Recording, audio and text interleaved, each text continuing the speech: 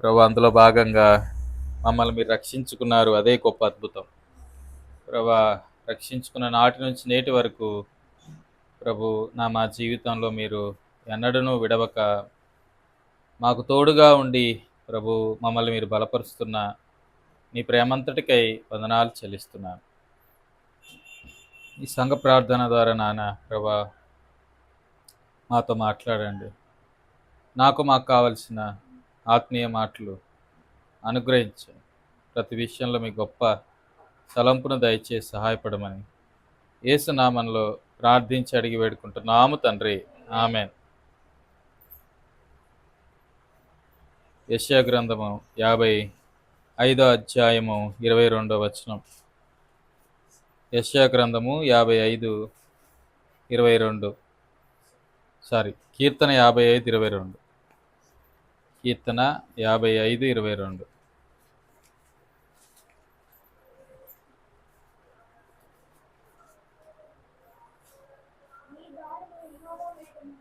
నీ భారము యెహోవా మీద మోపుము, ఆయనే నిన్ను ఆదుకొనును. నీతిమంతులను ఆయన ఎన్నడును కదలనీయడు. మన జీవితంలో మన విశ్వాస యాత్రలో ప్రభు మీద ఆధారపడడం మనం నేర్చుకోవాలి. ఇప్పుడున్న తరం, లేదంటే ఇప్పుడున్నటువంటి తరం అంటే కేవలం యవనస్తులని కాదు, అందరూ వస్తారు. వృద్ధులు అవ్వచ్చు, బాలులు అవ్వచ్చు, అందరూ ఈ జనరేషన్లో ఉన్నటువంటి వారు, ఈ సమయంలో ఉన్నవారు, లేదా ఈ యుగంలో అందాం కాసేపు ఉన్నవారు ఎవరు కూడా దేవుని మీద ఆధారపడేటువంటి వారుగా కనబడుట లేదు. బహు కొద్ది మందే దేవుని మీద ఆధారపడి బ్రతుకుతున్నారు. బహు కొద్ది మంది. ప్రాముఖ్యంగా దేవుని యొక్క జీవం గల దేవుని సంఘంలోకి తొంగి చూసినప్పుడు దేవుని మీద ఆధారపడుతూ ప్రతి పరిస్థితుల్లో దేవుని మీద ఆనుకునేవారు ఎంతమంది ఉన్నారు అంటే చాలా తక్కువ శాతమే అని చెప్పాలి.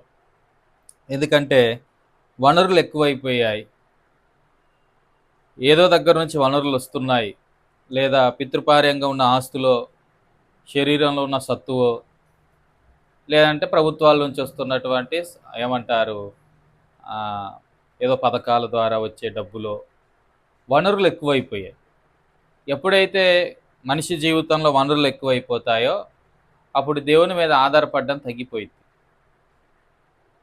ఇప్పుడు ఉన్నటువంటి వనరులు ఒక 10 సంవత్సరాల క్రితం ఉన్నాయా అంటే లేవు. ప్రభుత్వాల దగ్గర నుంచి ఇలాంటి వనరులు కూడా దొరకలేదు. బ్యాంకుల దగ్గర నుంచి ఇలా డబ్బులు కూడా దొరకలేదు. ఇప్పుడు డబ్బులు పుట్టాలంటే పెద్ద సమస్యే కాదు. ఉట్టిగే ఫోన్లు చేసి మరి అడుగుతూ ఉంటారు. రోజుకు నాకు 4-5 ఫోన్లు వస్తాయి.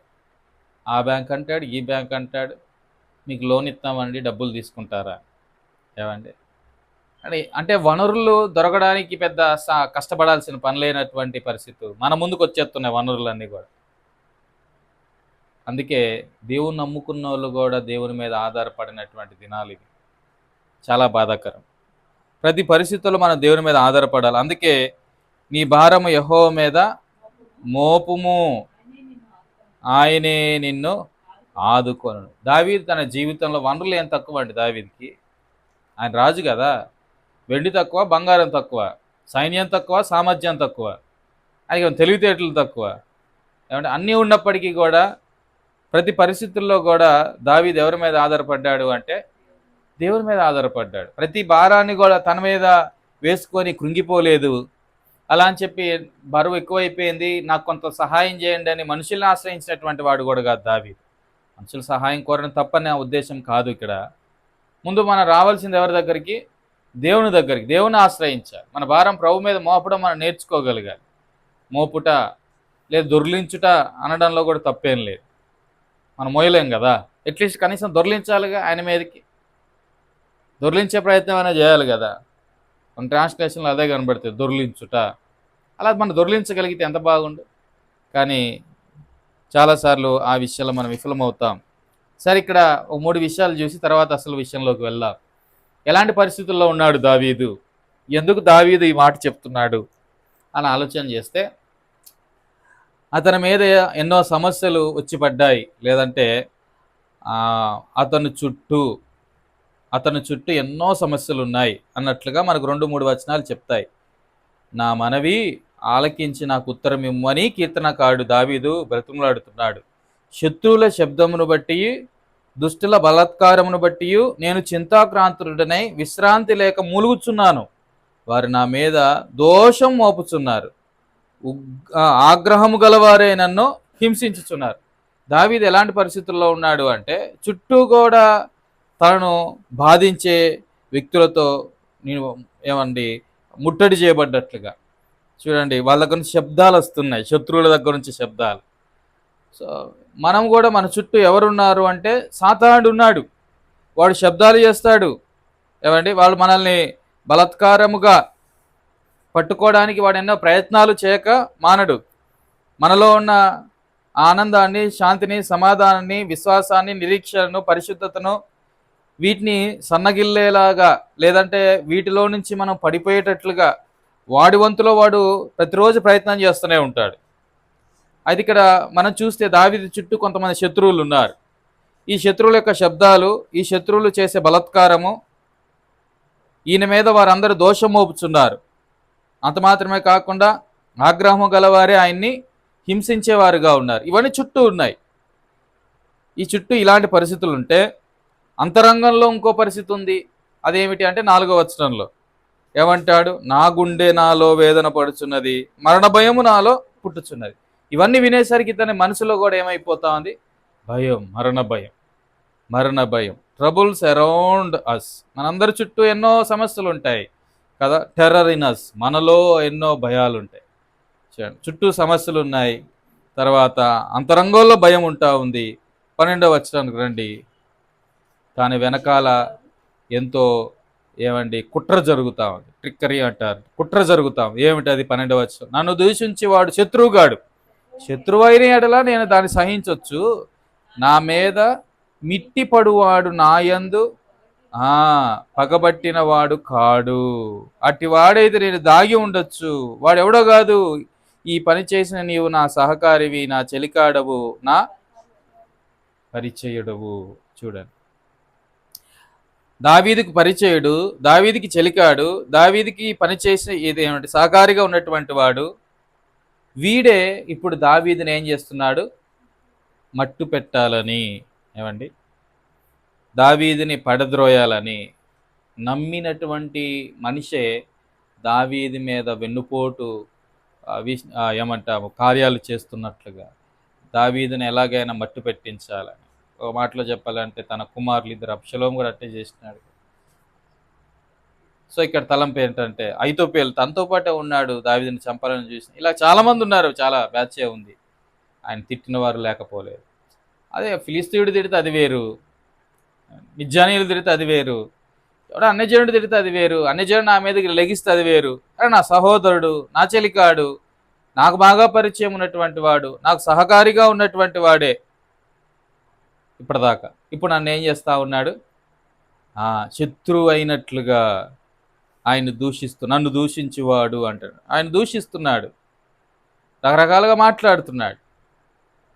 చూస్తే ట్రిక్కరీ బిహైండ్ అస్. సో ఒకటేంటి? మన చుట్టూ సమస్యలు, రెండోది మన అంతరంగంలో భయాలు, మూడోది మన వాళ్ళ దగ్గర నుంచే మనకు ఎదురవుతున్నటువంటి పరిస్థితులు, మనకు పడద్రోయడం, ఇవన్నీ కూడా.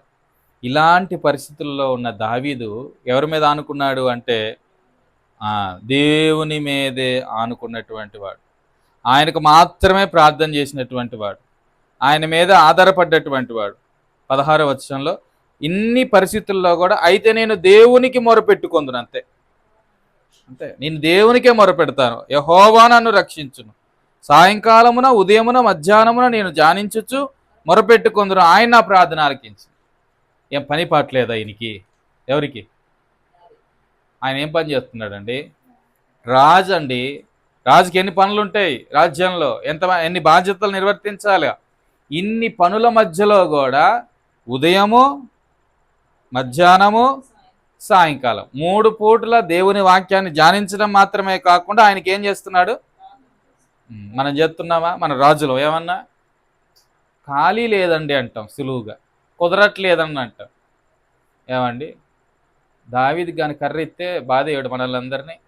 ఏమండి, నువ్వేం రాజువా?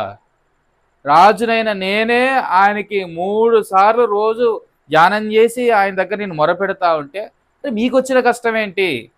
అందుకే ఇక్కడ ఆయన ఆ మాట అన్నాడు 22వ వచనంలో, నీ భారం యెహోవా మీద మోపు, నేను మోపాను నా భారం అంతా ఆయన మీద. 3 సార్లు ప్రార్థన చేయడం అంటే అది బద్ధకం కాదు. 3 సార్లు ప్రార్థన చేయడం అంటే పని లేనోడు చేసే పని కాదు అది. 3 సార్లు ప్రార్థన చేయడం అంటే పూర్తిగా ఇక్కడ నా ప్రభు మీద నేను ఆధారపడుతున్నాననే దానికి నిదర్శనం.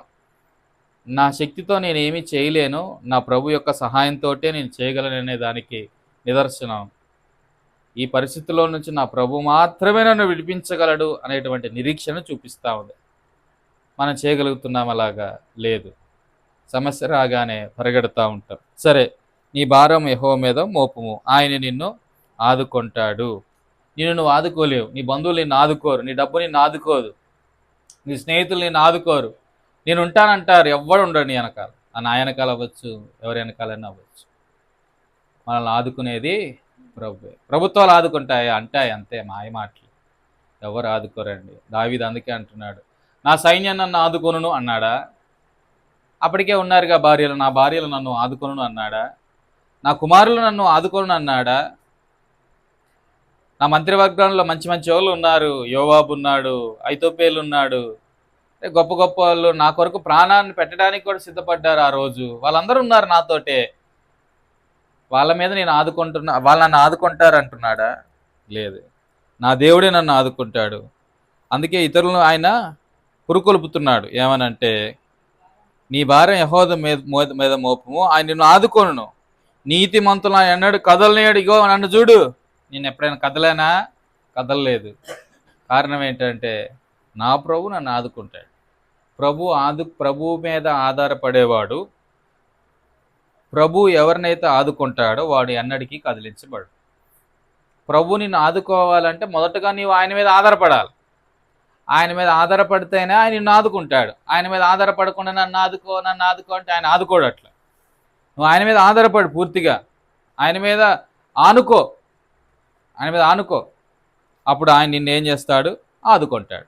ఆనుకున్న వాడిని ఆదుకునే దేవుడు, తిరుగుబాటు చేసేవాడిని కాదు, మనుషుల మీద ఆధారపడేవాడిని కాదు.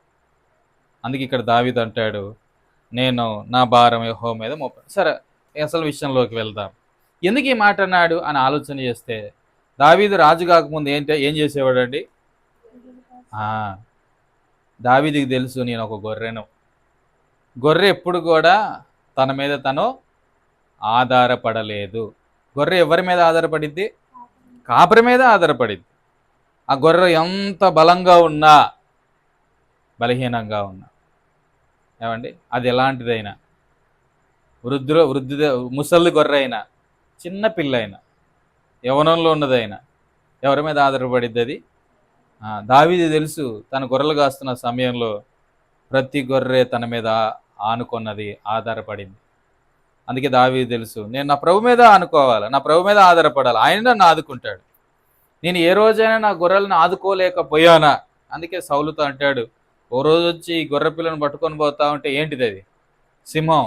నేను దాని వెనక పరిగెత్తి దాని దవడ పట్టుకొని, ఏమండి, దాని గడ్డం పట్టుకొని దాని నోట్లో ఉన్న సింహం పిల్లను తీసి దాన్ని కొట్టి దాన్ని చంపానన్నాడు. తనకు తెలుసు, గొర్రెలు తన మీద ఆధారపడ్డప్పుడు దేన్ని కూడా ఆయన ఏం చేయలేదు అన్నాడు, పోగొట్టుకోలేదు. మరి ఆఫ్టర్ ఒక మనిషిని, నేనే నా గొర్రెలు ఇంతగా కాసుకుంటున్నప్పుడు, ఇంత జాగ్రత్త వహించినప్పుడు, ఆయన నా దేవుడై ఉన్నాడు, మరి ఆయన నా కాపరి అయి ఉన్నాడు. 23వ కీర్తన అంతా అదే కదా. ఆయన మీద నేను ఆదుకోకపోతే ఎంత వెర్రితనం, ఎంత పిచ్చితనం. అందుకే ఆయన మీద ఆధారపడ్డాడు కనుకే దావీదుని ప్రభు అంతగా హెచ్చిస్తూ వచ్చాడు. రండి, యెహెజ్కేలు గ్రంథం 34వ అధ్యాయంలో ఒక మాట చూసి అసలు విషయంలోకి వెళ్దాం. ఎందుకు ఈ గొర్రెలు దేవుని మీద ఆధారపడాలి? ఎందుకు ప్రభు మనల్ని గొర్రెలు అని పిలిచాడు అని ఆలోచన చేస్తే కొన్ని మాటలు ఇక్కడ మనం చూద్దాం. చూసి మనము గొర్రెలమై ఉన్నాము, అది సత్యం. మన ప్రభు మీద మనం ఆధారపడాల్సిందే, అది నిత్యము కూడా. 31, నా గొర్రెలను నేను మేపుచున్నాను, గొర్రెలకు మీరు మనుష్యులు. ఇక్కడ గొర్రెలు ఎవరు అంటున్నాడు? మనుష్యులు.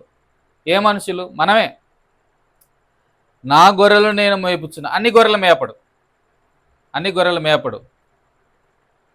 ఆయన గొర్రెలను ఆయన మేపుతాడు. అందరి మీద తన సూర్యుని కాంతి ఉదయింపజేస్తున్నాడు, అది వేరు. కానీ కాపుదలకు వచ్చేసరికి, ఆదుకోవడం దగ్గరికి వచ్చేసరికి, ఏమండి, ఆదరించడానికి దగ్గరికి వచ్చేసరికి అది మాత్రం తప్పకుండా ఆయన గొర్రెలకే దొరికింది. అందుకే నా గొర్రెలను నేను మేపుచున్నాను, గొర్రెలనకు మీరు మనుషులు, నేను మీ దేవుడను. చూడండి, ఇక్కడ నేను మీ కాపరిని అంటున్నాడు, మేపుచున్నాను, నేను మీ దేవుడను, ఇదే ప్రభు అయిన యెహోవా వాక్కు. చూడండి, దావీదు యొక్క గ్రహింపు ఏంటంటే, ప్రభు నా దేవుడు, నన్ను పుట్టించిన దేవుడు, ఆయన నాకు కాపరి అయి ఉన్నాడు. అందుకే ఇక్కడ గొర్రెలతో మనల్ని పోల్చడం యేస్కేలు గ్రంథంలో మనం చూస్తూ ఉంటాం. సో దేవుని ఈ యొక్క వాక్యాన్ని ధ్యానిస్తున్నప్పుడు మనం అర్థం చేసుకోవాల్సిన సత్యం ఏంటంటే, మనం ఒక గొర్రెలము, మనకు సామర్థ్యము లేదు. ప్రతిదాని కొరకు ప్రభు మీద ఆధారపడాల్సిందే. గొర్రెలకు కాపరి అవసరం. కాపరి లేకుండా గొర్రెలు ముందుకి సాగలేవు.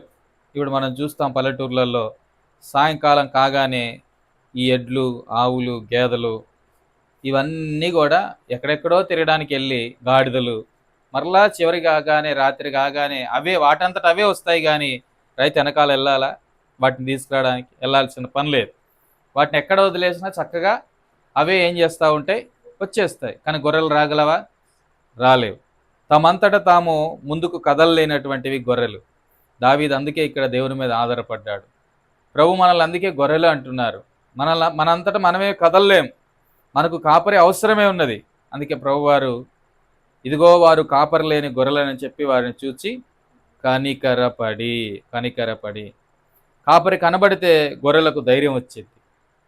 కాపరి కనబడితే అవి చూస్తూ ఉంటే కొన్నిసార్లు కాపరి యొక్క ఏమండి సంరక్షణలో ఉన్నానా, తప్పిపోయానా అని. కొన్ని గొర్రెలు ఉంటాయి, అవి తప్పిపోతే అది వేరు విషయం. కానీ అవి ఎప్పుడు కూడా కాపరి యొక్క దృష్టిలో నుంచి దూరంగా వెళ్లకుండా ఆ కాపరి యొక్క దృష్టిలోనే ఉండాలనేటువంటి విధానంలో అవి తిరుగులాడుతూ ఉంటాయి.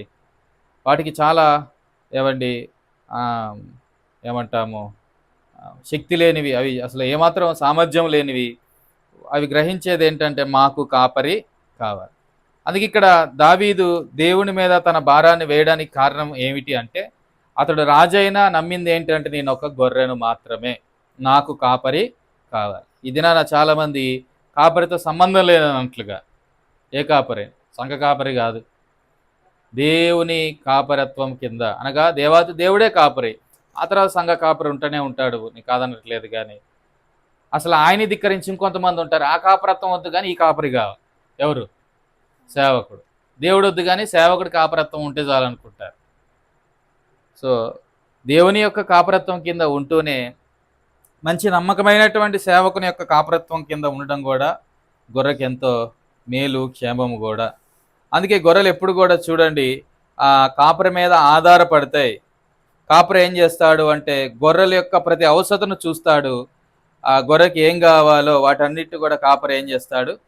పట్టించుకుంటూ ఉంటాడు. ఇంకో మాటలో చెప్పాలంటే, కాపరి గొర్రెతో ఏం చేస్తాడు? నిత్యం సహవాసం చేస్తాడు. అందుకే దావీదు ఇక్కడ తన భారాన్ని దేవుని మీద మోపు అనడానికి ఇవన్నీ వస్తాయి. నేను ఒక గొర్రెని, నాకంత సామర్థ్యము లేదు, అయినా నా కాపరి నా పక్కన ఉన్నప్పుడు నేను మోయడం ఏంటి బరువు? నా కాపరి ఏమైనా దూరంగా ఉన్నాడా? లేదా నా కాపరి నన్ను పట్టించుకోలేనటువంటి బలహీనుడా? నా కాపరి నా విషయంలో శ్రద్ధ వహించేవాడు కదా, నా కాపరి నా పక్కనే ఉన్నాడు కదా, ఆయన మీద నా భారం వేయకపోవడం, గుర్తుపెట్టుకోండి, మన భారం ఆయన మీద వేయకపోవడం ఆయనను తక్కువ చేసినట్టే లెక్క. మన భారం ప్రభు మీద వేయకపోవడం ఆయన అవమానపరుస్తున్నట్టే లెక్క. అంటే నీకు శక్తి లేదులే, నాకు శక్తి ఉందనేగా. అందుకే ఇక్కడ దావీదు అంటున్నాడు, నీ భారము యెహోవా మీద మోపుము. రెండోది, ఇక్కడ మనం ఆలోచన చేస్తే దావీదు ఎందుకు తను తాను గొర్రెగా పోల్చుకుంటూ, లేదంటే ఇక్కడ యేస్కేలు గ్రంథంలో మనం అందరం కూడా గొర్రెలుగా పోల్చబడ్డాము. కారణం ఏంటి అంటే, గొర్రెలకు దూరం చూపు ఉండదు, అవి ఎక్కువ దూరం చూడవు. కొన్ని జంతువులు ఉంటాయి, అవి ఇంచుమించు పైన ఆకాశంలో ఎగురుతూ ఉంటుంది కదా, ఏమంటారు, పక్షిరాజు, ఎవరది? గ్రద్ద.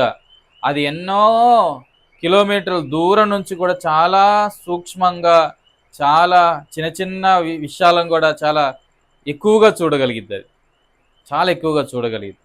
సో గొర్రెలకి ఏం లేదు అంటే అది దూరం చూడలేదు, అది దాని చూపు అంతే, ఎక్కువ దూరం చూడలేదు. విశ్వాసంలో మనం కూడా ఎక్కువ దూరం చూడలేం, ఆ దేవుని ఎరిగినా ఎరగకపోయినా. ఇంకో మాటలో చెప్పాలంటే దేవుని ఎరిగిన వాళ్ళు కనీసం 4 అడుగులు చూడగలుగుతున్నారు, దేవుణ్ణి ఎరగని వారు ఏసే అడుగు కూడా చూడలేరు. నేను చెప్పేది మీకు అర్థమవుతుందో లేదు.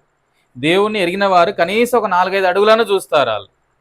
ఎందుకంటే దేవుని వాక్యం మన పాదములకు దీపం కాబట్టి, దీపం ఒక 4-5 అడుగులు చూపించిద్ది కదా.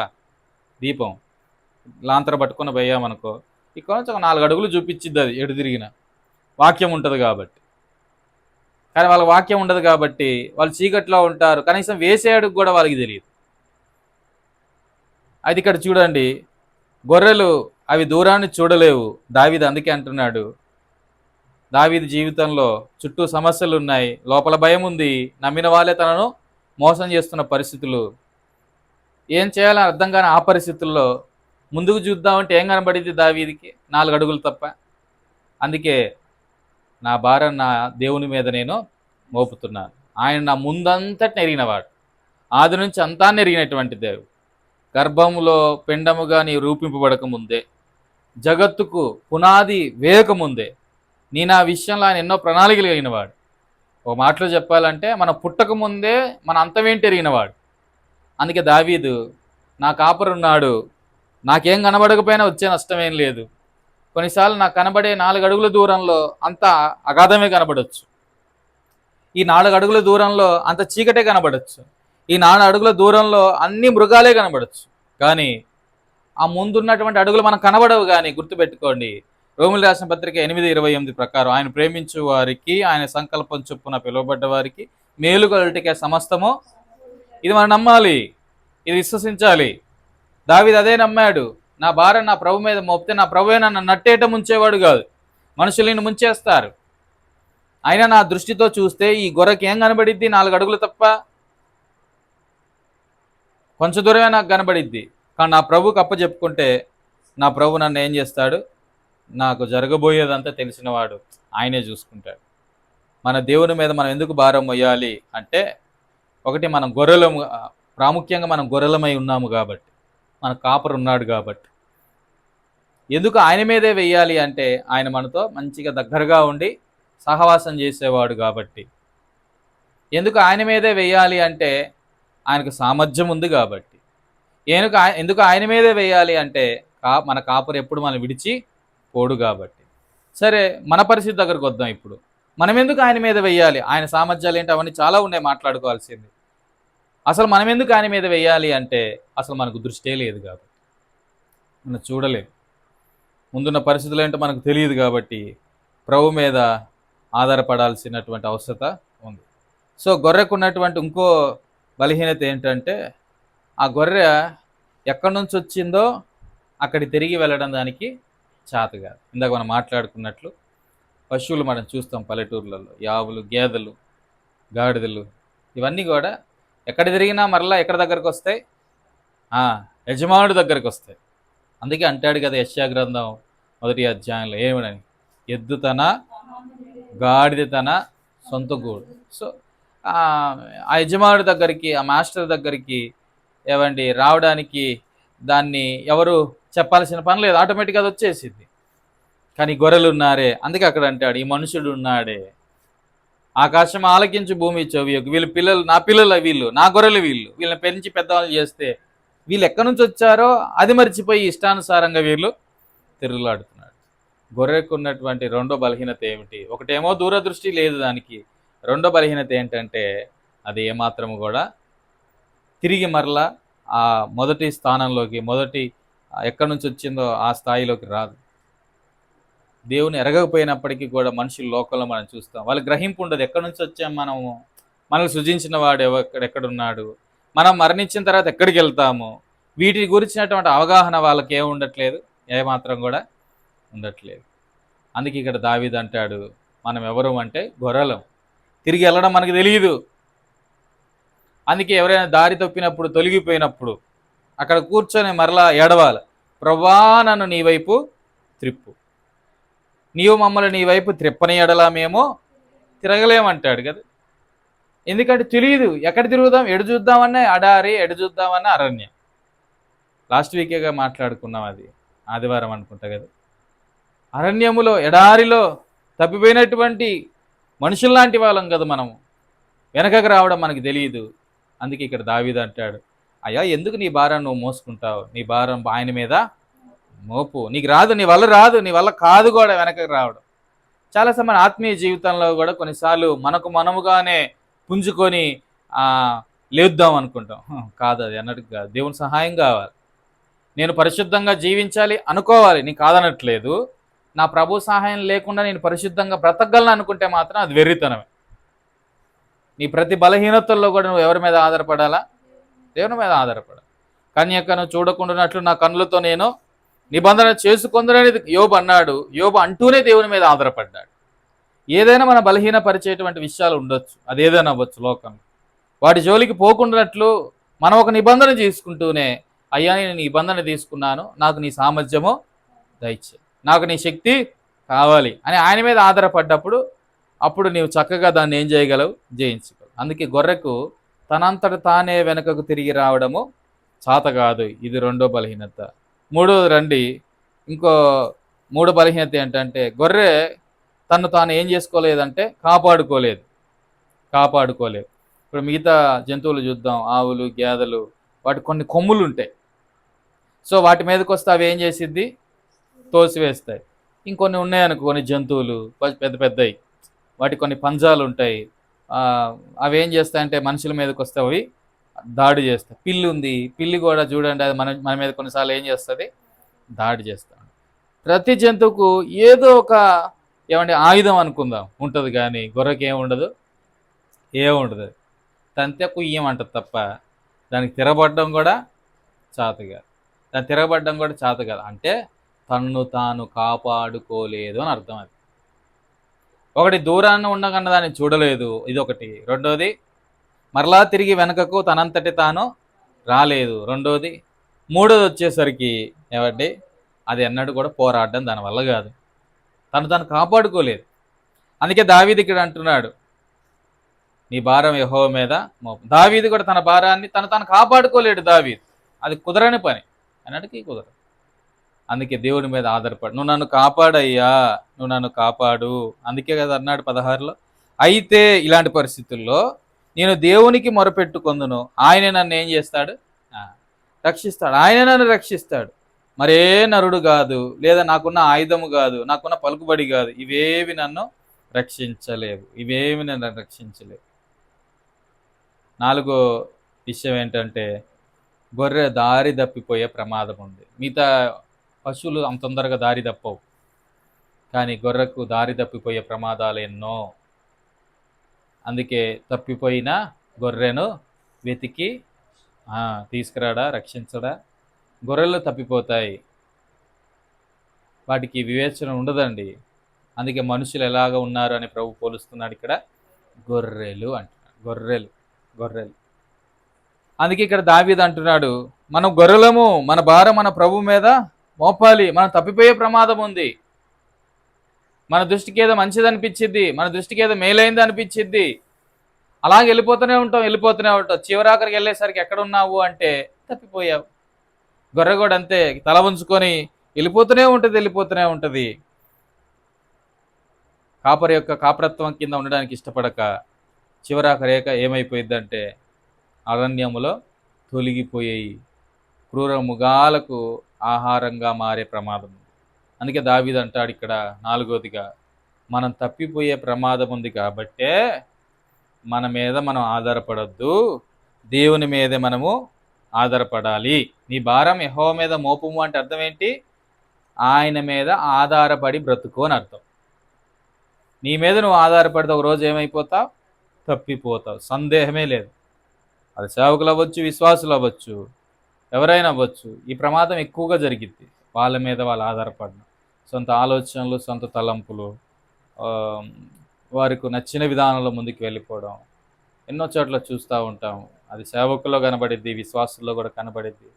తర్వాత కూర్చొని ఏడుస్తూ ఉంటారు, ఎంత నష్టం జరిగిపోయింది అని. అందుకే ప్రతిరోజు మన భారం ప్రభు మీద వేయడం నేర్చుకోవాలి. అదేం చూపిస్తుందంటే ప్రభు మీద ఆధారపడాలని చూపిస్తుంది. అలాంటి వారు ఎన్నడూ కూడా ఏమవరట, కదలనీయడు అంటున్నాడు.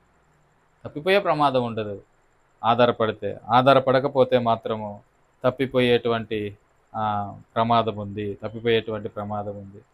ఆ తర్వాత చూస్తే గొర్రెలకు ఉన్నటువంటి లక్షణాలు చాలా ఉన్నాయి. అవన్నీ ఇప్పుడు మాట్లాడే సమయం కాదు. కానీ ఈ గొర్రె ఎన్నో చెప్పాను, 4 చెప్పాను కదా. 5వ వచ్చేసరికి గొర్రె భయపడే మనస్తత్వం, తొందరగా పిరికిది, ఇట్టికే భయపడిపోయింది.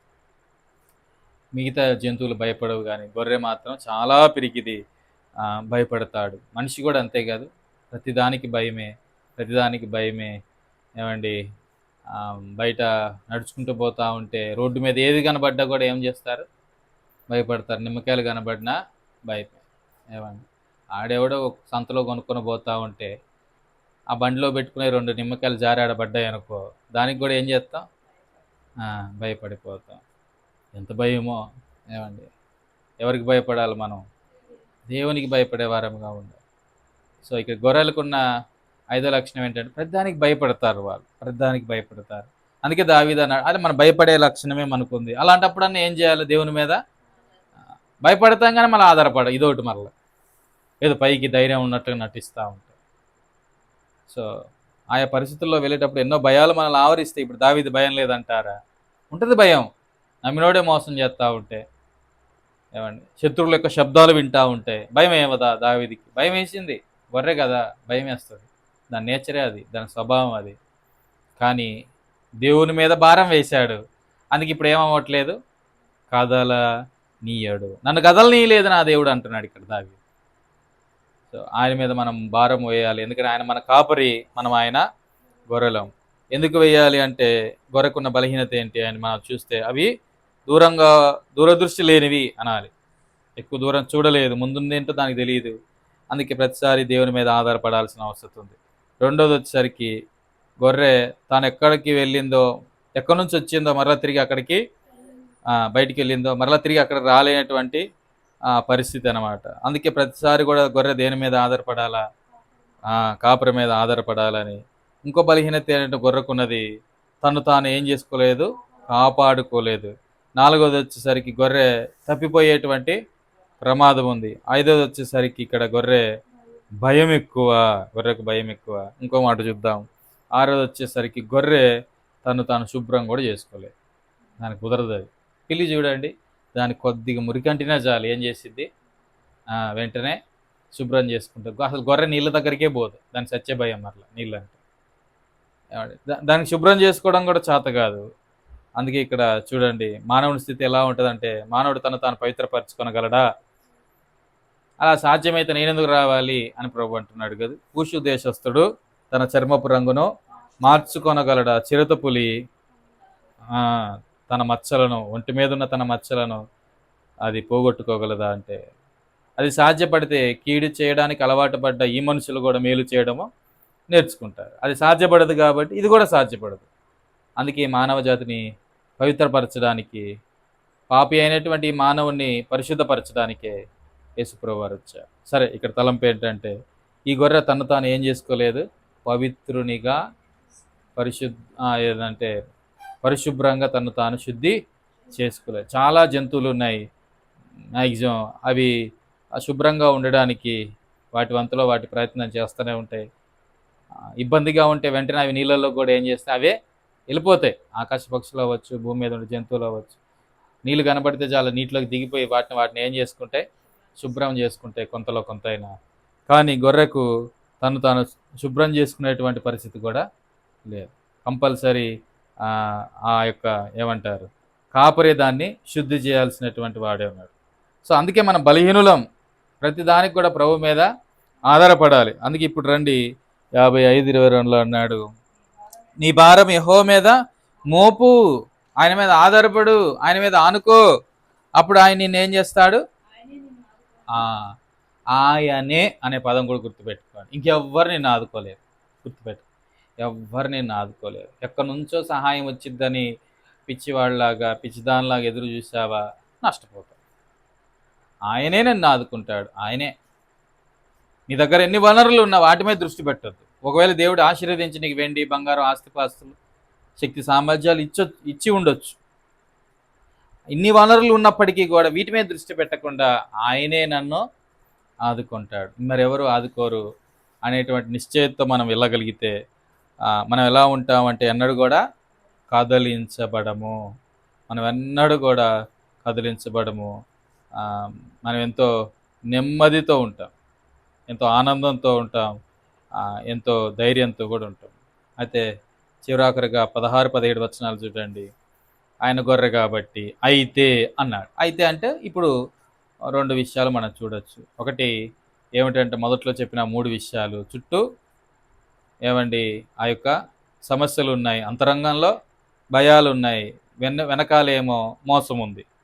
అయితే నేనేం చేస్తున్నాను, దేవునికి మొరపెడుతున్నాను. ఇదొక కోణం. రెండో కోణం ఏంటంటే నేను ఒక గొర్రెను, నాలో ఇన్ని బలహీనతలు ఉన్నాయి, నేను దూరంగా ఉన్న వాటిని చూడలేను, నేను ఒక గొర్రెను, నేను ఎక్కడ పడిపోయానో మరలా ఆ స్థితికి తిరిగి రాలేనటువంటి వాడిని, నేను ఒక గొర్రెను, ఇంకేంటి, నన్ను నేను కాపాడుకోలేనటువంటి వాడిని, నేను ఒక గొర్రెను, నేను తప్పిపోయేటువంటి ప్రమాదము ఉంది, నేను ఒక గొర్రెను, నాలో ఎన్నో భయాలు ఉన్నాయి, నేను ఒక గొర్రెను, నన్ను నేను శుద్ధిని చేసుకోలేను, అయితే నేను యెహోవాకు మొరపెడతాను. నిజమే, ఈ గ్రహింపు ఉన్నదనుకోండి, యెహోవా నన్ను రక్షించును, ఆయనే మనల్ని కాపాడుతాడు. దాని కొరకు ఏం చేయాలి, ఉదయము, ఇక్కడ ఏమన్నాడు, సాయంకాలం, ఉదయము, మధ్యాహ్నం నేను ధ్యానించుచూ మొరపెట్టుకొందును, ఆయన నా ప్రార్థన. ఇక నేను ఒక మంచి తీర్మానంతో దినమునకు 3 సార్లు ప్రార్థించిన దానియేలు ఈయన ధ్యానించి మరి ప్రార్థన చేశాడు కదా. ఎంత గొప్ప అనుభవం దావీద్ది. మనం కూడా ఆ రీతిగా దేవుని మీద ఆధారపడగలిగితే దేవుడు తప్పకుండా కార్యాలు చేస్తాడు. రండి, ప్రభు మీద ఆధారపడుతూ ఆనుకుంటూ ప్రభు చేత ఆదరించబడ్డానికి, ప్రభు చేత ఆదుకోబడ్డానికి మనల్ని మనం ప్రభుకి పూర్తిగా సమర్పించుకుందాం.